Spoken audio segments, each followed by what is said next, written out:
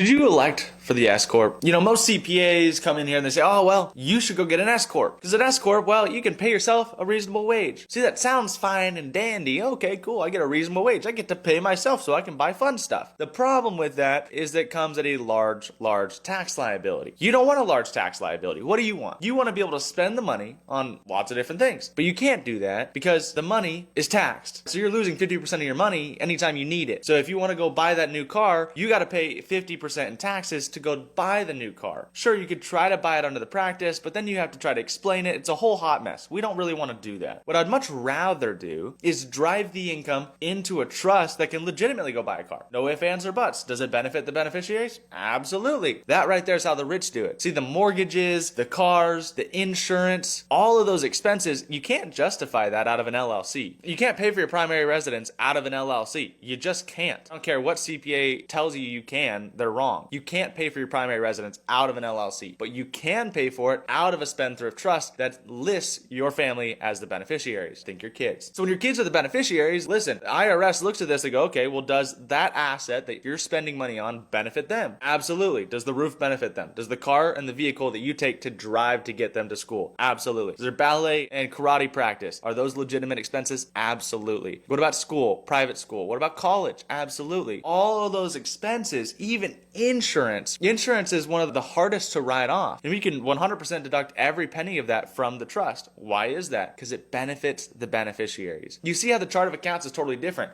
Under an LLC, very limited. You can only do so much because it's restricted by industry and by all of these other codes. But if you spend it out of the trust, if it benefits the beneficiaries, we have a lot more leeway. So all we're doing is we need to convert your business income to trust income so the trust can go and spend that money. And when it spends that money, we can defer the taxes on it. So that right there is the key. The rich, they don't